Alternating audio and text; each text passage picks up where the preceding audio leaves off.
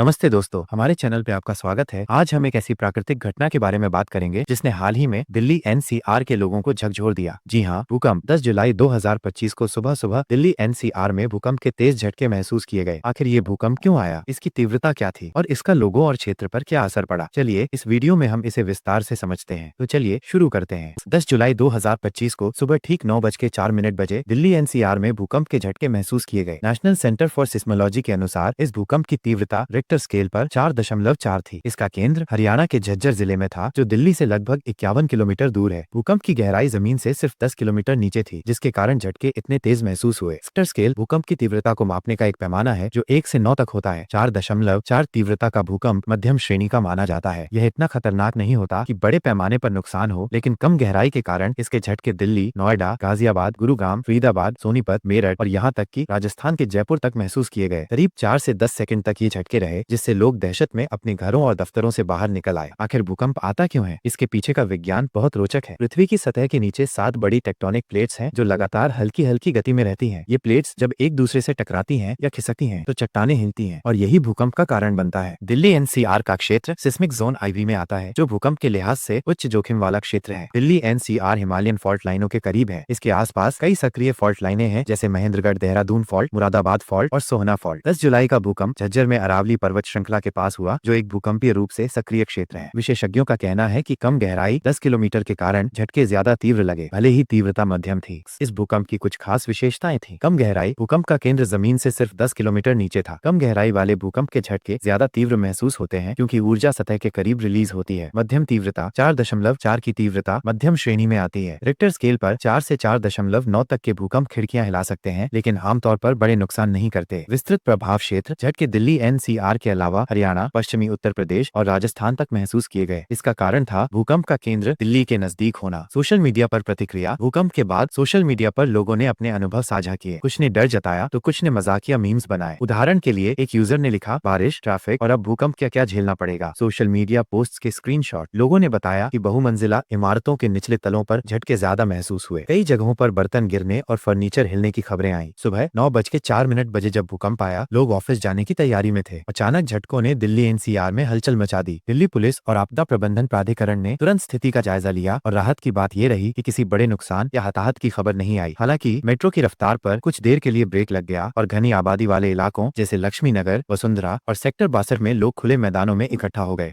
पूर्व मुख्यमंत्री अरविंद केजरीवाल और कार्यवाहक मुख्यमंत्री आतिशी ने सोशल मीडिया पर लोगों की सलामती की कामना की। पीएम नरेंद्र मोदी ने भी शांत रहने और सुरक्षा नियमों का पालन करने की सलाह दी। भूकंप के दौरान सही कदम उठाकर हम अपनी और दूसरों की जान बचा सकते हैं। यहाँ कुछ जरूरी टिप्स हैं। Draw, cover, hold on. जैसे ही झटके महसूस हों, जमीन पर बैठ जाएं, किसी मजबूत टेबल के नीचे छिपें और सिर को हाथों से ढकें। खतरनाक चीजों से बचें। कांच की खिड़कियों, भारी अलमारियों और बिजली के खंभों से दूर रहें। खुले मैदान में जाएं। अगर बाहर हैं तो पेड़ों और तारों से दूर किसी खुले मैदान में चले जाएं। आपातकालीन किट तैयार रखें। फ्लैशलाइट, पानी और प्राथमिक चिकित्सा किट हमेशा पास रखें। निर्माण मानकों का पालन। दिल्ली एनसीआर में ऊंची इमारतों के लिए भूकंप रोधी निर्माण जरूरी है। दोस्तों, दिल्ली एनसीआर भूकंप के लिहाज से संवेदनशील क्षेत्र है और हमें हमेशा सतर्क रहना होगा। 10 जुलाई 2025 का ये भूकंप हमें याद दिलाता है कि प्रकृति के सामने हमें तैयार रहना चाहिए। तो सावधानी बरतें, सुरक्षित रहें और अपने आसपास के लोगों को भी जागरूक करें। अगर आपको ये वीडियो पसंद आया तो लाइक करें, शेयर करें और चैनल को सब्सक्राइब करें। अगले वीडियो में फिर मिलते हैं।